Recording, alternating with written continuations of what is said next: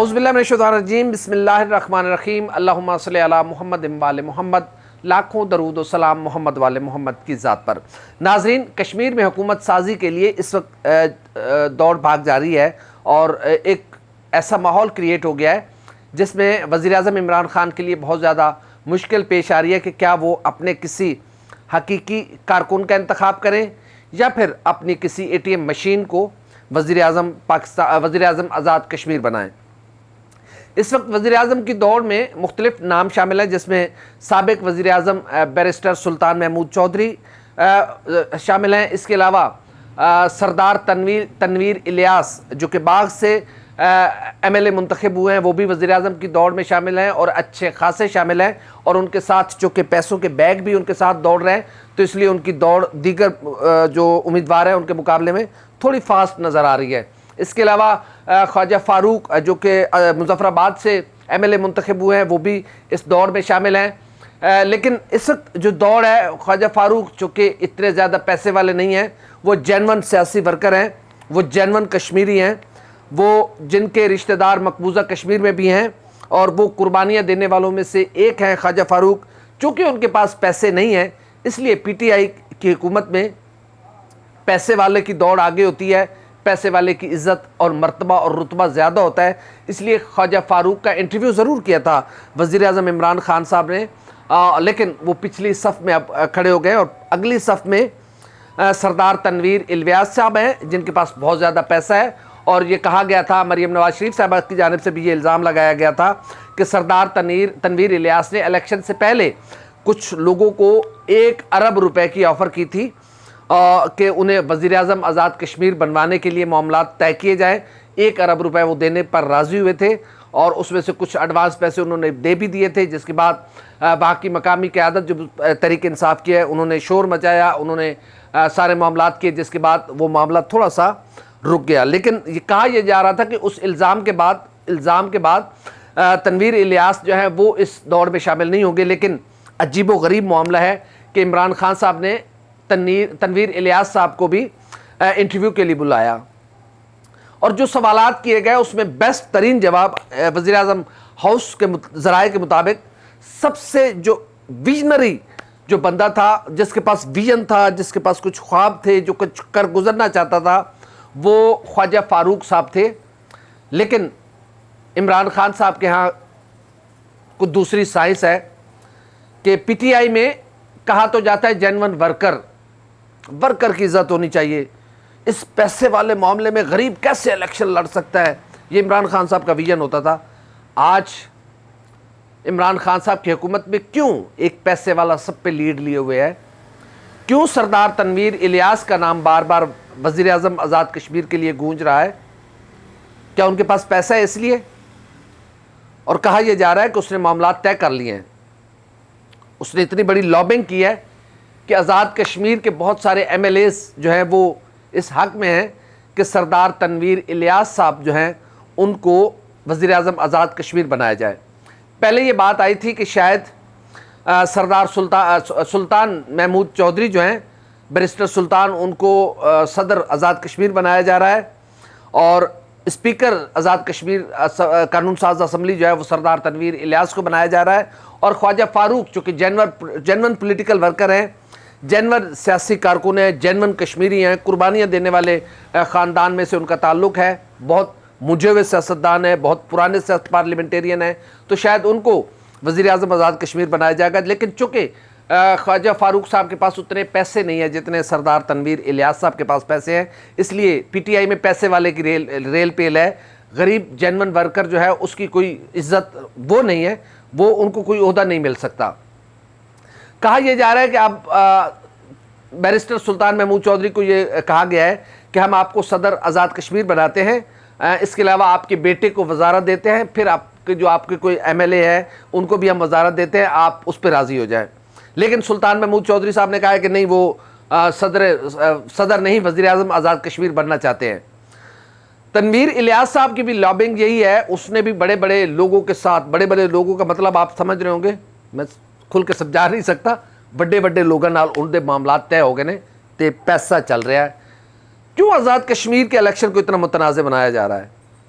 ایسا क्या मजबूरी आई है इमरान खान साहब को कि सरदार तनवीर इलियास के बार बार इंटरव्यूज़ किए जा रहे हैं? उनकी कितनी पॉलिटिकल बैकग्राउंड है, उनका कितनी पॉलिटिकल, उनकी सियासी कुर्बानियाँ कितनी हैं, कश्मीरियों के लिए उनके क्या, उनके पीछे उनकी हिस्ट्री क्या है कि कितनी कुर्बानियाँ देने वालों में से वो हैं? पैसे वाले की ज़्यादा इज्जत क्यों है इमरान खान साहब आपके यहाँ? आप कहते कुछ और है, करते कुछ और है। आपके हाँ तो होना तो ये चाहिए था कि जो जेन्युइन लोग हैं, जो अगर आपके सदर आज़ाद कश्मीर जो थे बैरिस्टर सुल्तान महमूद चौधरी, उनकी जितनी भी है उनकी जद्दोजहद तो है ना, तो फिर आप सुल्तान महमूद चौधरी साहब को बना दें।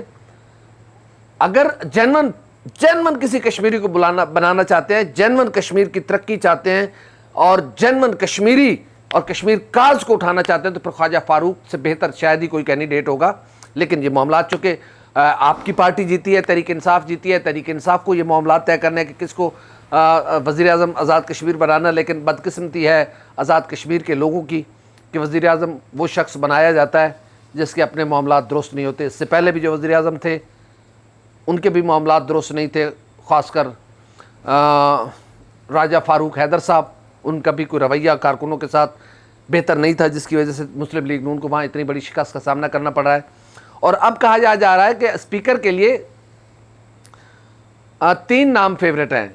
उसमें पहला नाम ख्वाजा फारूक साहब है, जो कि वज़ीर आज़म के कैंडिडेट थे, अब उनको स्पीकर कानून साज असम्बली आज़ाद कश्मीर बनाने जा रहे हैं।